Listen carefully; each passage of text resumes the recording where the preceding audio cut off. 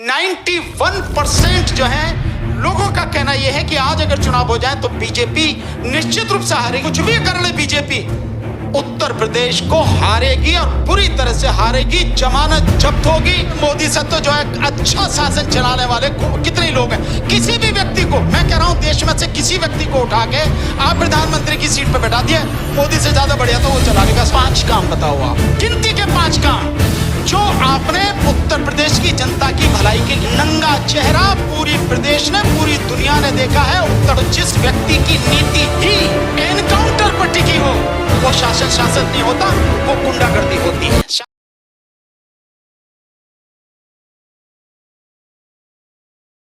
मेरा अपना मानना यह है कि उत्तर प्रदेश के चुनाव में या 5 राज्यों के चुनाव जो इस बार 2022 में होंगे, उसमें बीजेपी को प्रचार करते समय गांव-गांव जाने में बहुत दिक्कत होगी। लोग बड़ा जबरदस्त विरोध करेंगे, मुझे इसका पक्का विश्वास है। तो इन सारी चीजों को देखते हुए जब जमीन पूरी तरह से हिल चुकी है, इसके विषय में मैं आपको थोड़ा सा उदाहरण बताऊं। एक अमेरिकन कंपनी मॉर्निंग स्टंट वगैरह करके मॉर्निंग उसमें है, जो उसने सर्वे किया, उसी सर्वे में जो है मोदी की जो पॉपुलैरिटी है वो पॉपुलैरिटी 87% से गिर के नीचे 64% पे आ गई, 62-64% पे आ गई। और इसके अलावा वहां जो वो है सी वोटर सर्वे है, उसने जो सर्वे किया उसमें 67% से लेके गिर के 28% नीचे गिर के 37% पे आ गई। ललन टॉप जिसके 2.25 करोड़ सब्सक्राइबर हैं, उसमें भी जो सर्वे कराया गया उसमें पहले सुबह 91% और फिर दोपहर को देखा तो 71% तक लोगों ने कहा कि आज अगर चुनाव होते हैं, और वो 2-2.5 लाख लोगों पर वो सर्वे था कि अगर आज चुनाव होते हैं तो बीजेपी किसी हालत में सत्ता में नहीं आ सकती। इसका मतलब ये है साख पूरी तरह से गिर चुकी है। इस साख को बचाने के लिए ये सारी क्रियाएं। हाँ, ये बात सही है कि मोदी की, योगी की अपनी नाक की और ईगो की लड़ाई जरूर है जो जनता के सामने है। ये बात पक्की हो गई है कि मोदी इसको, योगी को नहीं हटाया जाएगा, ये बिल्कुल कंफर्म है।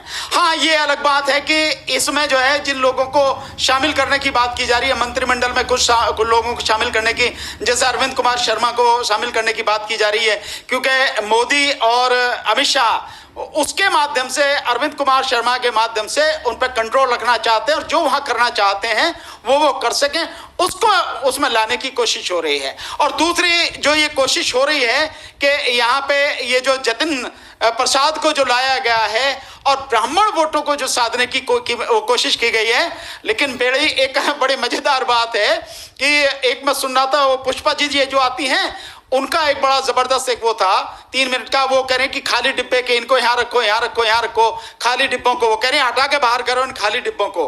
तो पड़ोसी एक निकलता जा रहा था कि खाली डिब्बों को क्या करोगे, क्या कर रही हो, कि इन्हें निकाल के बाहर कर रहे हैं। तो वो कह रहे हैं कि इन्हें निकाल के बाहर कर रहे हो तो इसे तो हमें ही दे दो खाली डिब्बे को, क्या आप क्या करोगे, कि किचन में सजाएंगे।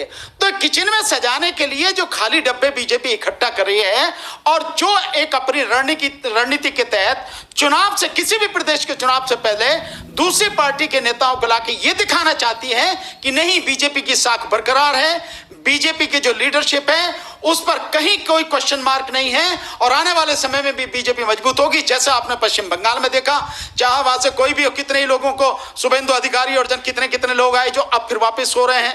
इस तरह से जो है उसकी रणनीति का हिस्सा है। लेकिन जतिन प्रसाद का लाना, जो व्यक्ति अभी इस अपने पंचायत चुनाव में अपने परिवार के व्यक्ति को प्रधानी का चुनाव नहीं जिता सका, वो बीजेपी की क्या मदद कर पाएगा, ये सब देखने की बात।